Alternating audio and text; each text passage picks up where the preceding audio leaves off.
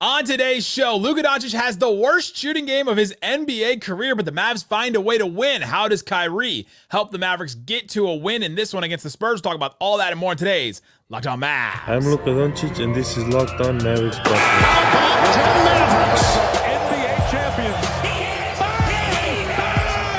It's good, and the Mavericks have won the game. If you don't believe, you shouldn't be here. Loyalty never fades away. And welcome. You are locked on to the Dallas Mavericks. My name is Nick Angstadt, media member and NBA channel manager for the Locked On Podcast Network. Your team every day, where we let it ride. Thanks for being part of the show and making Locked On Mavs your first listen today, where the best way you can help us grow the show is to listen every day on any podcast platform, Spotify, Apple, CastBox, leave a 5-star review, and comment anything below on YouTube. Let me know what one thing that stood out to you in this Mavs win against the Spurs. Joining me, as always, on a post-game. What you got for me, Slightly Biased? No ugly wins this time of the year. No ugly wins, unless you're talking about March Madness. No moral wins? Is that what Yeah. Can't have moral victories? No moral defeats and wins. No moral losses no moral victories and losses, and no moral defeats and wins. Absolutely not. Oh, man. Yes, we will talk about the Mavs finishing small against the Spurs. I thought they had embraced the bully ball identity. That's what Isaac and I talked about for like almost the whole show yesterday. We'll talk about that. We'll talk about why the decision, and I think it was the right decision. Obviously, they won the game, but I think it was the right decision. Slightly agrees with me, so we'll talk about that. Talk about Dante Exum. He went from turning down threes in one game to the very next game hitting 4 of 4 and being huge in the fourth quarter. We'll talk about his impact, what he means to this team going forward. But I think we got to start with the two stars, like always. Very opposite games for these two guys, even though they combined 2 of 16 from 3. No, they couldn't hit a 3 at all, and so other guys had to hit 3s in this one. But Kyrie Irving, 13 of 21, 28 points, 7 boards, 3 assists, only 1 turnover, 10 points in the fourth quarter. They needed that desperately. Yeah. And Kyrie plays 38 minutes in the middle of Ramadan, by the way, which we haven't mentioned. He's fasting during the day, and that's they flying out a chef to get him the exact meals that he needs right after the game and all that. Brian Damaris reported that on the broadcast. Like, he's doing something that is incredibly impressive, Kyrie Irving, and he did it when the Mavericks desperately needed it, when Luka had his worst shooting game of his career.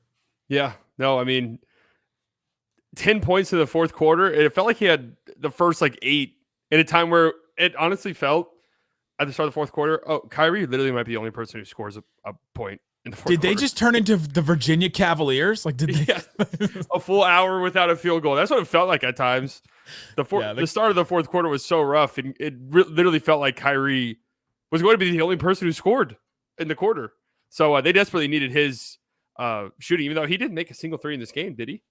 No, 0-5. No, didn't. 0-5 from 3. Shot 62% from the field and missed all 5 of his 3s, which shows you how efficient he was from 2 as well in this game. And by the way, the Virginia Cavaliers, for those that don't know, is a college basketball team here in the States, and they scored 14 points in the first half of one of their games tonight.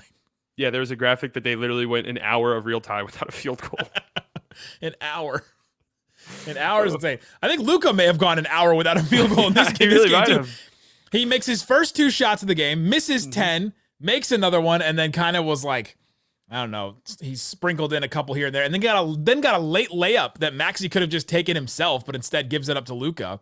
That was just a wide open, nobody on the other end of the so it was 5 of 26.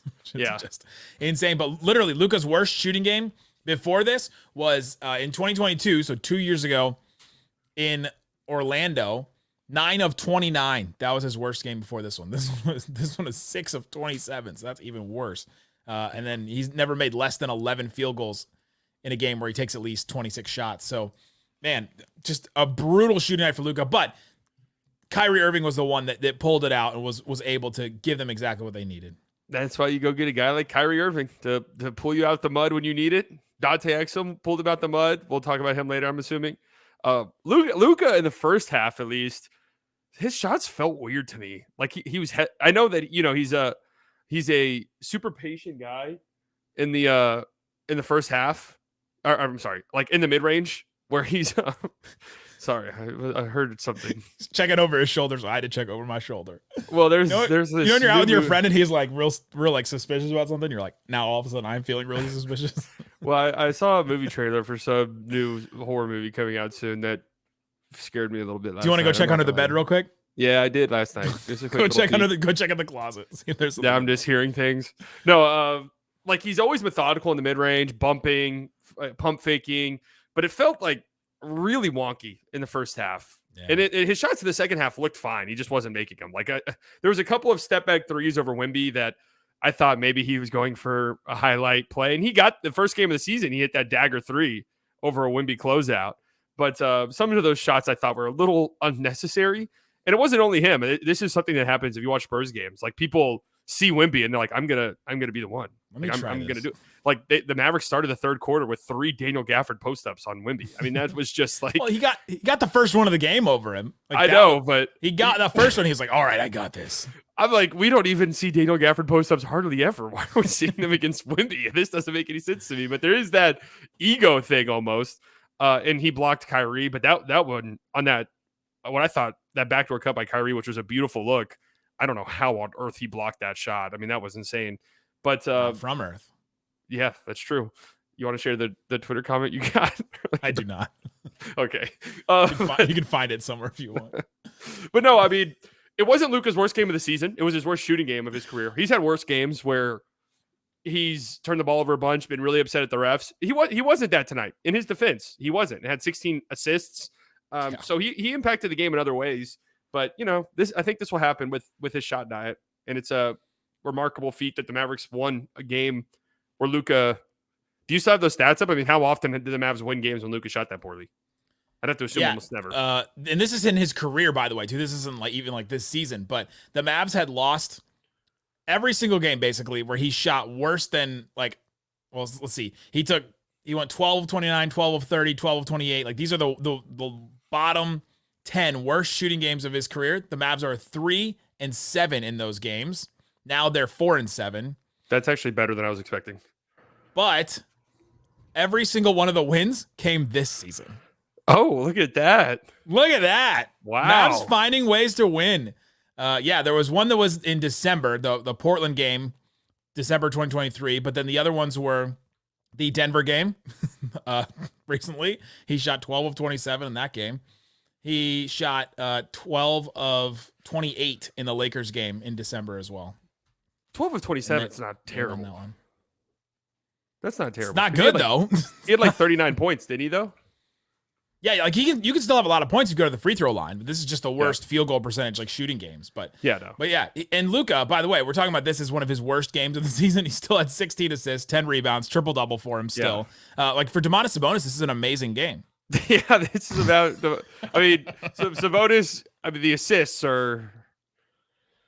Don't even get me started on it. It really pisses me off. The Sabonis assists, we're going on a tangent, but the Sabonis assists are at the beginning of the season. It was I think it was even preseason.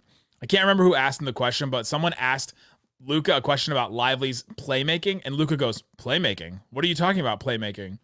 And this person goes, "Well, his handoffs and stuff. Those count as assists?" Yeah, that was Luka's response, and that's the kind of assist Sabonis gets. But listen, my opinions on Sabonis are well documented. Just search his name on my Twitter. You're an all-time Kings hater. I really am. It's not fair to him because they should be this lovable team that everyone roots for, but I don't. Not anymore. They had their year. Yeah, that's true. And you know what? Thunder's they didn't do anything. Year. Thunder's year is this year, and next year everybody's gonna hate them. It just happens. Mavs. Mavs had the 2022 Western Conference Finals run, or actually the first year against the Clippers, so everybody loved them, and then they lost, and then everybody hated them after. I'm telling you, people are going to hate the Thunder in the playoffs. That's just how it's going to go.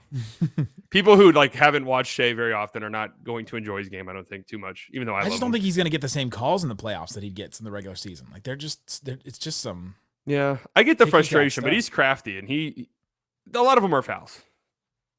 Yeah, but I just don't think he's going to get called the same way, especially since they've been limiting the calls after the All-Star game. That's been actually documented and reported. That's happened. But yeah, I'm interested to see it. We're on Luka and Kyrie, diametrically different games. Luka just creating all over the place. 16 assists for him. Kyrie, 28 points for him. 10 points in the fourth quarter. The two stars come together in some way. It's morphin' time. What's the Captain Planet thing? What do they say? What do they say when they put their fists together? No idea. They come together. Just try to go completely out of my wheelhouse for an analogy. But the stars come together to get the win. Let's talk about how they got there with everybody else. How did Exum impact this game? Why did the Mavs close small? We'll talk about all that and more coming up. Today's episode is brought to you by eBay Motors. eBay Motors has all kinds of parts for your car, your number one ride or die. Passion, drive, patience. It's what brings home a trophy for the Denver Nuggets, but didn't bring them a win the other night.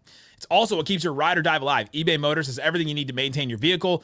Level it up to peak performance from superchargers, roof racks, exhaust kits, LED headlights, and more. Whether you're into speed, power, or style, eBay Motors has you covered. Jake Madison from Locked On Pelicans, one of my friends, says that he uses eBay Motors all the time. He's always working on cars. He's got this old car that he's fixing up. I don't know anything about cars, but he knows car parts, and he likes the stuff that he gets from eBay Motors because you have that eBay guaranteed fit, so you know that's going to fit your part.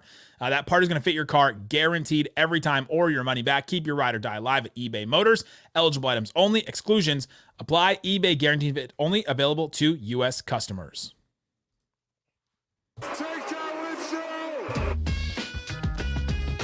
Thanks, everybody, for hanging out with us on Locked On Mavs, being part of the show, part of the Raccoon Squad, listening every day. We appreciate each and every one of you on the podcast, Apple, Spotify, all that. As you know, Locked On has launched the first ever national sports 24/7 streaming channel on YouTube. Locked On Sports Today, 24/7 streaming. ESPN does that every day. Baseball fans, mark your calendars for March 20th. Texas Rangers defending champions. 6 p.m. Central Time. The best MLB season preview coming exclusively to Locked On Sports Today on March 20th, 6 p.m. Central, to be the first to get local insight from MLB experts on the Locked On Locked On Podcast Network. I'm doing great at this. Locked On Sports Today, the 24/7 streaming channel, Amazon Fire, or on the Locked On Sports Today YouTube channel. Go check out our friend Bryce and Locked On Rangers. All right, Slightly. The Mavs get two different games from their stars. They come together. They get a win. The Mavs started out this game. I thought that felt like they were doing well to start, and then this wasn't a Magnets game where one team shot really well and one didn't, even though it wasn't the greatest shooting game for the Mavs, and the Spurs shot okay. This was a slinky game. The slinky game where the Mavs pull out to a lead, and then it comes back, and then the Mavs pull out to the lead, and then it comes back. Just felt like every single time the Mavs got any kind of 10-point lead, the Spurs would just find a way to come back.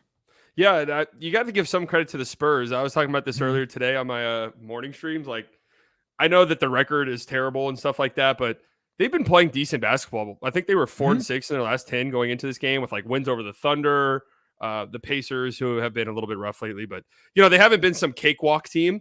And Zach Lowe was talking about this on his podcast. Since December, since Wemby came back from that ankle injury he suffered before that one Mavs game, that freak injury, they've won the minutes he's been on the floor, despite their terrible record. So they're not some easy cakewalk team. And they played pretty hard tonight. I mean, defensively, they really clamped up. The pick and roll was absolutely destroying them. And that's why Luka was just, putting on a playmaking clinic. Then they started to switch. In the second half, they made an adjustment there, and that pick and roll wasn't really there anymore. And it slowed down into this isolation heavy game. And a game like that, rough whenever Luka has the game that he has, because that's usually the guy you want to take those shots. And even in a rough shooting game, the reason why Luka gets 27 shots in a game like this is, it's not like you're going to not put the ball in his hands, right? Because you trust him either way. So there's somebody that tweeted at me complaining about the shots Luka was taking. He's just not helping the team. Listen, man, this is what it is. When you have a star player like this, he's the leading scorer in the NBA. He's going to take the shots, right? He always thinks they're going to go in no matter what kind of shots he's taking. That's if you get the 50-point game, you get the 73-point game, sometimes you get a 16-point game. And it's sometimes very rarely, actually, this is the first one he's ever had, shooting this, just shooting this badly ever. But you just got to live with it. But yeah, you look at in this game, the Mavs points in the paint, 20 points in the paint the first quarter, I think 14 in the second, 10 in the third, 8 in the fourth. The Spurs adjusted by really clogging the paint and really taking away all the lobs and stuff like that. You look at the centers, and the reason why the Mavs went small, which we'll touch on here in just a second. Gafford in the first half, 11 points, 3 rebounds, 3 assists. Lively in the first half, 8 points, 5 rebounds, and an assist. And then you go for them in the second half, and it couldn't really play them that much. Gafford, 2 points. He had 3 shots. He only got one. Only got one of them. Lively had 4 points. Neither of them had. No, Gafford had 5 rebounds, but Lively didn't have any. Like, they just weren't as effective in the second half, and you just couldn't play the same kind of big ball because the Spurs took away that paint. When they take away the paint and they just force you to try and take 3-point shots or try to take the isolation stuff like you were talking about, you just can't play a center like that can't shoot. Yeah, and again, tip your cap to the Spurs because they did pretty good defensively, and they did a pretty good job individually on Luka. I mean, Luka got shots that usually you're okay with. I mean, a couple of shots maybe here or there that I thought were a little rough, but he didn't have any burst. He has these games every once in a while where he's dealing with an injury, and like usually we'll see him start grabbing it or like grabbing the injury or something like that. And classic move. Then you're like, oh, is he hurt? Like, is he hurt? And then he'll like go off and score 15 points in a row or something. But in this one, it just didn't have that same kind of burst. You saw it when he got blocked twice in a row. Was that that was in the third quarter? And he had like good looks, but yeah, like you said, it just felt like he was a little bit slower getting to the rim. It allowed like Jetty Osman, who had 2 LeBron James like dunks or blocks in this game, allowed him to recover. And then at the end, I thought this was really interesting. They put the ball in Exum's hands late in the game, and they were running like Luka was this screener and was rolling. And they had him a couple times. I think the first time Exum didn't hit him. I don't know if the angle wasn't there or what, but the second time there was the one where he was wide open in the lane late in the game, and I was like, what are you doing? I'm shocked Exum didn't make that pass. That's a pass you expect Exum to make. So I'm wondering if maybe the angle wasn't there or something. And then the last one, Luka had a step on him, but it did kind of feel like he didn't have that burst, like you said, and Trey Jones was able to recover and tip it out of bounds off of Luka. It would have been wild if they hit Luka on those rolls and then Luka was the lob finisher. Yeah, that would be hilarious. Well, we can't use a center. We'll use our point guard as the center.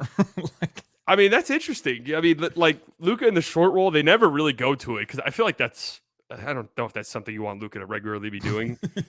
But also you want him handling the ball in pick and rolls. Right. But putting him in the short roll, that's kind of intriguing.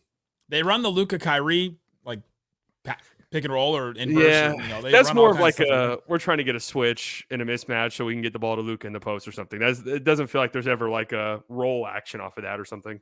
No, or they pop out and they run the Lukai divide, which is pass back and forth until one of the defenders like commits to a double and the other one gets a wide open 3. It's my favorite. I love that play. That's one of my favorite ones they got. Exum though, huge in this game. You talked about it. They ran some plays and stuff with him. He was the ball handler, and it's nice to have somebody else besides Luka and Kyrie where those defenders cannot leave those guys. It almost creates like, so the Mavs aren't shooting the ball that well right now. We talked about it yesterday with Isaac, but they're not shooting the ball that well, so they don't get the same kind of spacing really. But if you have somebody else handling the ball besides Luka and Kyrie, those 2 defenders that are on those guys cannot leave them. They just cannot. So it creates more spacing and more gravity than you actually have. Like, it's a fabricated gravity almost because you have those 2 guys that just can't be left. You cannot help off of Luka Doncic. You can't help off of Kyrie Irving, right? Yeah, you can't. And Exum is just a smart player who's going to make the right read pretty much every single time. And he was huge. It was nice to see because it feels like Exum hasn't had, he averaged 15 points a game in December. That's when Kyrie was out. Like, that is just absolutely crazy. And since he came back from injury, I mean, his role obviously has been much smaller, but on purpose because they're trying to hold him from injury too, which they want to be really careful about because he can be this important. He can be a closing player. I don't think he's going to start anymore because I think they want to limit his minutes, but he can be a closing player for sure. And I talked about it at the beginning.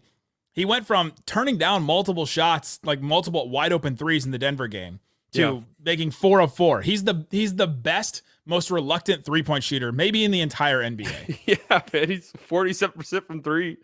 Like, and hit 4 tonight, so it's gonna go up. Even if you up your attempts by like 1.5 threes a game, and it goes down to 41%, like we'll still gladly take that. Yeah, like that's still really good. So yeah, those were some huge shots, man. I mean, like desperately in need of those shots when he hit them. Huge. It's so sad that they were desperately in need of Exum 3s in the game against the Spurs. But when Luka shoots 6 of 27, that happens. I mean, we might have literally witnessed the worst shooting game. It wouldn't overly surprise me if he never shoots this poorly again. It's the worst one of his career by a couple field goals. No, I'm saying like in the next 10 to 15 years of Luka Doncic, I don't know if we'll see one. This ever happens again? It's possible. Do we put you don't money expect on this? Like this is. I would think about it. What would the odds be? We'll have to ask FanDuel. All right, coming up. I wish I could go into FanDuel ad right now. That'd be the perfect corporate synergy. But alas, instead, I will take a drive. I will take a drive. And coming up, let's talk about the other impact players that we saw. What do we think about PJ Washington? He hit a couple of threes. Is he coming out of his slump? What do you think about Maxi closing the game? We'll talk about that. Did Kid make the right decision closing with Maxi? We'll talk about that coming up. Today's episode is brought to you by Nissan. Are you the kind of driver that likes to push things a little bit further? Ever wonder what adventure could be around the corner? Our friends at Nissan have a lineup of SUVs with the capability to take your adventure to that next level. Check out the 2024 Nissan Rogue, perfect for city drives and great escapes. They got the class exclusive Google built in. It's your always updating assistant on the call for almost anything. Gone are the days of connecting your phone, sitting around, waiting for it to connect and all that. It's got the Google Assistant, Google Maps, Google Play Store, all built right into the 12.3-inch HD touchscreen infotainment system. 2024 Nissan Rogue is the perfect mid-size crossover for your next adventure. Also, check out the 2024 Nissan Armada. It will change what you expect from a full-size SUV. Picture a rugged 4x4 that can seat up to 8 in first-class luxury and style. Tow bigger and explore further in the 2024 Nissan Armada. Take the Nissan Rogue, the Armada, or the Pathfinder and go find your next big adventure at shopnissanusa.com. Again, it's nissanusa.com. Oh. All right, Slightly. Sorry. Anthony Nuggets just missed a wide open 3 to tie the game. I could not believe they got that look. Well, if he would have dunked it from there, he True. I could have dunked it from there. All right, Slightly, let's talk about the other impact players on this game. Maxi closes the game, and we've just gotten through. I literally just said the Mavs are finally embracing this big bully ball system where they play these centers and they are going away from Maxi at the 5, and then they close the game. And you know what? Jason Kidd made the right choice. I think he completely did closing with Maxi. I was iffy on it when it happened because the Mavericks didn't rebound particularly well in this game, and I thought they got burned a little bit in the fourth quarter by some offensive rebounds. But first and foremost, I want to say this. I know this is Locked On Mavericks. Wemby's going to win 10 Defensive Player of the Years. Oh, you can say that here. He's going to. I mean, it's absolutely insane what he does. So having Maxi out there, who did it, Maxi and PJ Washington both did a tremendous job on Victor Wembanyama. Yeah, we talked about it. He was a complete and total non-factor offensively in this game. 3 of 13 with 12 points. Like, you did a great job on him. But that big Exum 3 that iced the game, Wemby's on Kleba on the perimeter. Luka gets the ball in the paint. Wemby comes off Kleba to help, kicks out to Maxi at the elbow, the 3 like at the top of the key. And Trey Jones is basically guarding 2 at that point because Wemby's in the paint. He's got to rotate over. Dante Exum wide open for 3, a great extra pass. So it did work in this game. And when you have, I mean, Wemby's a different beast to game plan for, because if he's anywhere near the paint, you saw in this game he had 6 blocks, and I don't know how many shots he altered, 100. Like it was a complete and total factor for the Mavs. And just I know Maxi hasn't shot well, but teams do respect it. Like they do.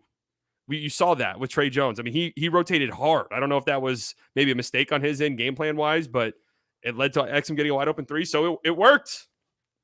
I know Tim Hardaway Jr. can take some bad shots. When Tim Hardaway Jr. takes a pull-up mid-range shot, it's usually wide open. He's not like pulling up into contested mid-range shots all the time. So Tim Hardaway Jr. took a mid-range shot that was blocked by Wembanyama. Like, Tim thought it was open, and Wembanyama blocked it. He's just a completely different defender, like you've been saying. I've been working on this other project about Wemby's defense, and like, I think he could be the defensive player of the game, right? Like of the year right now. Like it's possible. They are 11 points per 100 possessions better defensively when he's on the court, which may say more about the Spurs, but like they're the number 1 defense in the NBA when he plays. That's crazy. That's actually nuts compared to like full team stats, but still, like he's just a game changer. He averages 3.5 blocks, over a steal per game, and 3 deflections per game. It's like higher than everybody else's numbers across the board as far as like defensive player of the year candidates. So Russello is voting for him. He is? Yeah, he said that. Good for him. He's making the right choice. I think I would vote for him for sure. And I think Kid putting Maxi in there just literally did one thing. Just pulls Wemby 6 feet from the paint to the one of the 3-point lines. And then you have an open side on the other side that you can do whatever you want. Now, the Spurs have bigger wings. Sohan's a really good defender. You've got, a bunch of athletes. Blake Wesley always messes with the Mavericks because of his speed and athleticism. They've got Keldon Johnson's, a biggish wing. They've got guys like that, but just moving Wemby, just 6 feet, just moving him around a little bit so he has to cover more ground to do that, I think was the big game changer in the end there. And the Spurs were also taking away the paint on the other end, and so you couldn't get the lobs, you couldn't get the offensive rebounds that you wanted on that end. And so Kid made the right choice closing with Maxi. I want to defend Maxi a little bit here because he has gotten drugged through the mud, and I get offensively. I know he's been really bad lately. You're about to say he got drugged, that's why he's not hitting any threes. It's hey, maybe that would add up actually. But I know he's been so bad offensively. The Nuggets game, I thought he played really well defensively, and him being on the floor guarding Jokic opened up everything else for the Mavs defensively. Allowed you to feel comfortable with Gafford and Lively helping off of Aaron Gordon. It allowed all of that to happen. And tonight, him and PJ Washington, because PJ Washington also did a tremendous job, did phenomenal against Wemby. I mean, he felt like Wemby looked uncomfortable every time he got the ball on a post up, every single time. Did not look comfortable. I don't know what was going on with him. He just, I don't even know if I give Maxi enough credit for that because Wemby just didn't look comfortable at all in this game. Are you looking at the plus minus for this game? I was just about to say that. Yeah, Maxi plus 27. That's crazy. PJ Washington was a minus 18, and they played minutes together. Yeah. I mean, individual plus minus game to game could be really wonky, but if you're at plus 27, you did good. Right? Yeah, that's something. He's a plus 27. Luka plus 5. Yeah, Exum was a plus 16. That was the second highest. Gafford plus 7. And then everybody else was in between that. Insane plus 27. He was out there for all the good things that happened to the Mavericks in this game, basically. Yeah, I mean, he is a good defender. I know he can get cooked from time to time, Everyone one-on-one, but everybody does. And he's a versatile defender. He opens up things for you defensively. Now, offensively, is he going to have to play better? Yes, of course. But you could say that for a lot of guys on the team currently. It's crazy the Mavericks are 6-1 in their last 7. Their offense really has not, at least shooting wise, because the execution is actually not bad. I mean, they're doing a lot of really good things offensively, but shooting has just not been their friend lately. The thing I said yesterday is that the Mavs have slowly but surely turned their good defenders into their good defenders from the 2022 run into good defenders that don't shoot as well. They went from Dorian Finney-Smith to PJ Washington. Went from Reggie Bullock to Derrick Jones Jr. You went from, that Maxi Kleber to this Maxi Kleber. You went from, it's just, you've just changed them. And so now you just have shaky shooting all around. Yeah. I mean, Spencer Dinwiddie to Dante Exum, right? You just went from you got a better defender now in Exum, but worse shooter. I don't know how to parse that. Definitely a more reluctant shooter in Exum. A lower ceiling score. Yeah. Spence would have 30 points on the road in a game 7. That's Luka going off really kind of overshadowed the Spencer. He would hit 5 threes. It was the only time in his career he would hit 5 threes. Yeah. But for some reason, Spencer Dinwiddie would hit those with the Mavericks. Yeah. I mean, but it feels like you have, I don't want to take too many things away from those guys that you mentioned because they were incredible for the Mavs in 2022, but PJ is more versatile offensively than Dorian was. For sure. I was just talking about 3-point shooting. Yeah, the 3-point shooting, definitely. Dorian, an incredible defender. I wouldn't say that PJ's better than him defensively, but PJ's been pretty damn good. He's been awesome. And I think, Derrick Jones Jr., I don't know about Derrick Jones Jr. or Bullock. Bullock literally gave it everything he had left in that 2022 run. Just didn't have it. But he could hit 5 threes in a game. Yeah. Right? And he would take at least 4 or 5 every game. Where Derrick Jones Jr., twice I think he's hit 5 in a game, but it's because he only takes 1.8 a game. There's different, right? And so the Mavs have taken all that 3-point shooting that they had before and now have turned it into just shakier 3-point shooting. And so now they're not a team that's going to go out there and take 40 threes a game necessarily. Yeah, that's it too. They don't shoot as much anymore, but they're more versatile. And I think it actually bodes really well for their defense, to be honest with you, because the game is slower and you limit long rebounds. You limit those transition opportunities. So in a way, I think this Mavs team, the whole Luka era, has been built on bombing threes. And that's how we're going to win. And if we don't hit threes, we're going to lose probably. But now it's like we're actually going to play like the Denver Nuggets almost, where we'll shoot threes, but we kind of like playing at a slower pace and running a lot of playing super methodically offensively. Is that a word? My stat yesterday before the trades, the Mavs shot under 30% from 3 7 times. Would you like to guess their record in those games? I mean, I'm just going to guess 0-7, but I'll assume they maybe won. 0-7. No, Okay, 0-7. yeah. Since then, they've had, was this one of them? No, they shot 34%. They've had 4 games where they shot under 30% since the trades. They are 3-1 in those games. The one loss against the Celtics. They weren't going to win that game anyway. Yeah, anyway, they weren't going to win that game. Wins against Denver, Golden State, and Washington. They won, shooting under 30% from 3. It's just a completely different team with these trades now. You've added these guys and all that. That's crazy, too, because under 30% is like a terrible shooting game. Very bad. Like, they were 34% tonight. That's below league average. That's not very good. Granted, you take out Luka's 2 of 11, and it looks a little bit different. Well, Kyrie was 0-5 too. True. You take those 2 out. That's what we've been talking about, though. Like, take both the stars out. They haven't gotten like a. It feels like if Luka and Kyrie are hitting threes, the role guys aren't. If the role guys are hitting threes, like tonight, Luka and Kyrie aren't. Can't get it all at the same time. What are they? That's on coaching. That's on coaching. Yeah, get them coordinated, coach. Yeah, this is Dudley. This is Dudley's fault. Are you changing? My favorite thing is the shot fundamental thing every time.